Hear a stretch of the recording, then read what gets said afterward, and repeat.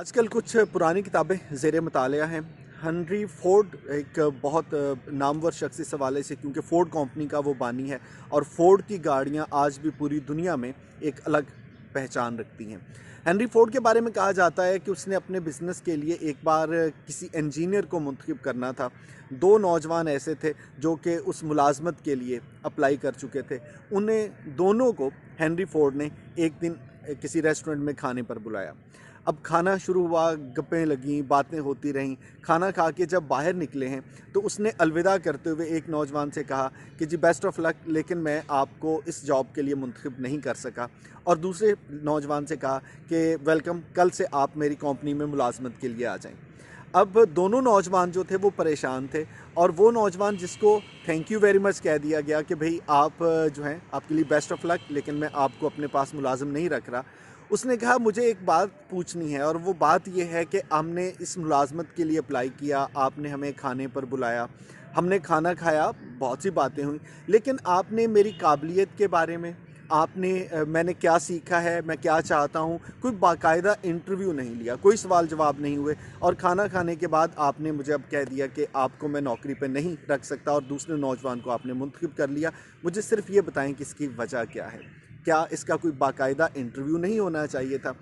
Henry Ford ने बड़ी मज़े की बातें की। हेनरी फोर्ड ने कहा पहली बात तो ये है कि इस रेस्टोरेंट में आके जब खाने का ऑर्डर देना था तो इस नौजवान ने अपने लिए एक ऐसा खाना ऑर्डर किया, जो मैंने इससे पूछा कि क्या तुम्हारा मरगूब या पसंदीदा खाना है, तो उसने कहा नहीं, मैं पहली बार ये खाना चाह रहा हूँ, ये एक नई चीज़ मेरे सामने आई है, मैं चाहता हूँ कि मैं इसको ट्राई करूँ। और आपने जो खाना ऑर्डर किया, आपने कहा कि ये मेरा पसंदीदा और मैं हमेशा यही खाता हूँ। तो पहली बात तो ये है कि मुझे अपने कारोबार के लिए कोई ऐसा बंदा चाहिए जो नई से नई चीज़ों को ट्राई करने में आमादा हो और पुराने ख़यालात के साथ जुड़ा हुआ ना हो। तो मुझे इस नौजवान की एक बात ये अच्छी लगी। लेकिन इससे भी अच्छी बात जिसकी वजह से मैंने उस नौजवान को मुंतखब किया वो ये थी कि जब वेटर बिल लेके आया, खाना खा चुके बर्तन समेटे जा रहे थे, तो इस नौजवान ने वेटर का 2 मरतबा शुक्रिया भी अदा किया और बहुत प्यार से, बहुत अच्छे अंदाज में उससे बात भी की। मैं ये जानता हूँ कि ये नौजवान शायद दोबारा इस रेस्टोरेंट में दोबारा कभी नहीं आए, या इस वेटर से दोबारा इसकी मुलाकात ना हो,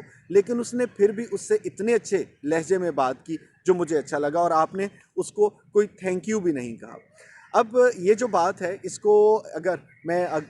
बतौर मुसलमान बात करूं तो हमारा मज़हब हमें ये कहता है कि आप लोगों से अच्छे तरीके से बात करें, और कहा जाता है कि अगर आप किसी शख्स के बारे में ये जानना चाहते हैं कि वो अपनी आम ज़िंदगी में उसका रवैया कैसा होगा, तो वो लोग जिनसे उनको कोई फ़ायदा नहीं हो सकता, वो लोग जिनसे कभी उसको काम नहीं पड़ सकता, अगर वो उन लोगों से भी प्यार से बात करता है, उन लोगों की भी इज़्ज़त करता है, तो यकीन मानिए कि वो बहुत एक सुलझा हुआ और एक अच्छी परवरिश का हामिल शख्स है।